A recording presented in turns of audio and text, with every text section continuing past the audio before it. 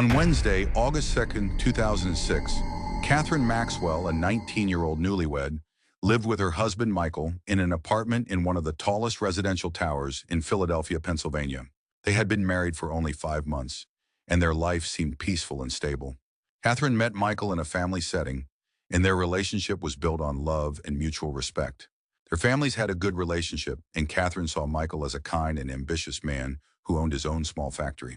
He was generous to her, and both of them were religious and committed to their faith. Katherine was a quiet and reserved woman who kept to herself, even with her neighbors. However, she had one major flaw. When she trusted someone, she gave them every detail of her life. The mysterious disappearance. On the morning of August 2nd, Michael left for work as usual, and Katherine went to the market at 12 p.m. to buy groceries. She returned home around 1 p.m. but soon realized she had forgotten some items. She called the building's concierge, Mr. Harris, and asked him to bring the missing groceries to her apartment on the 7th floor. Half an hour later, Mr. Harris arrived with the items and knocked on the door multiple times, but no one answered. He waited a bit before deciding to leave the groceries at the door and return to his duties. At around 5 p.m., Michael came home from work. As he reached their apartment, he was surprised to find the groceries still sitting outside the door. It was strange. Katherine would never leave them unattended like that. He unlocked the door and called out for Katherine, but there was no response. He searched every room, but she was nowhere to be found. His concern quickly turned into panic, and he rushed downstairs to ask Mr. Harris if he had seen her leave. Mr. Harris told him that he saw her return at 1 p.m., and she asked him for the groceries. After that, he wasn't sure if she had left again, as he had been busy running errands. Michael knew Katherine never left the house without informing him.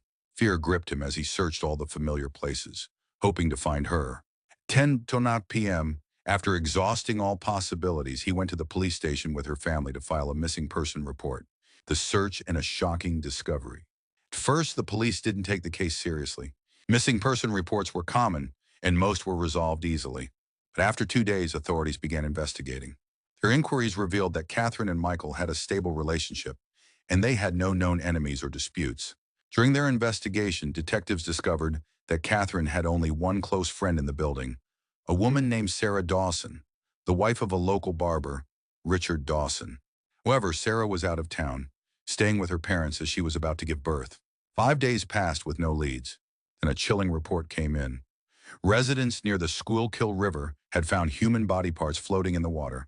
When police arrived, they discovered dismembered remains, including a severed hand, part of an abdomen, and sections of fingers and toes. Among the remains, authorities found a black glove, commonly worn by religious women. Suspicion deepened. The body parts were sent for forensic examination, which determined they belonged to a young woman between 17 and 20 years old, and that she had been dead for more than 10 days. After running fingerprint analysis, it was confirmed the remains belonged to Katherine Maxwell. The missing person case had now become a horrific murder investigation. Unmasking the killer. Police began questioning neighbors and noticed something strange. Richard Dawson had recently paid off 3 months' worth of overdue rent for both his apartment and his barbershop. He had been struggling financially for months, yet suddenly he had money. When asked where he got the money, he claimed that a friend had repaid an old debt. His explanation seemed plausible, but the police remained suspicious. Meanwhile, the investigation continued, and police obtained a search warrant for Richard's apartment. When they entered, they found bloodstains in the bathtub and on the refrigerator. Even more horrifying, they discovered a human leg bone hidden on top of a wardrobe and black religious clothing stuffed under the bed. That moment, Richard broke down and confessed. The grisly crime.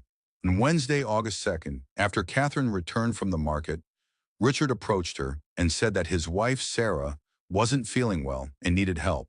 Trusting him, Katherine entered his apartment. But as soon as she stepped inside, she realized something was wrong. Sarah wasn't there. Before she could react, Richard grabbed her from behind and strangled her to death. After killing her, he sat beside her for 10 minutes, thinking about how to dispose of the body.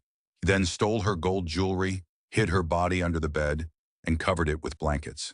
Later that evening, as Michael and Katherine's family searched for her, Richard stood among them, pretending to help. For the next few days, he dismembered the body, cutting off the hands and legs and placing them in plastic bags. To mask the smell, he soaked the remains in a bathtub filled with salt water. Gradually, he flushed small pieces down the toilet and discarded the rest in the river and trash bins. Once the crime was complete, he sold Katherine's jewelry, took the money, and traveled to visit his wife, pretending he had received money from a friend. However, he had no idea that police were piecing the evidence together. The moment he returned home, he was arrested. Justice served. Following a thorough investigation, Richard Dawson was convicted of murder and sentenced to death. May Katherine rest in peace, and may justice prevail against those who commit such heinous crimes.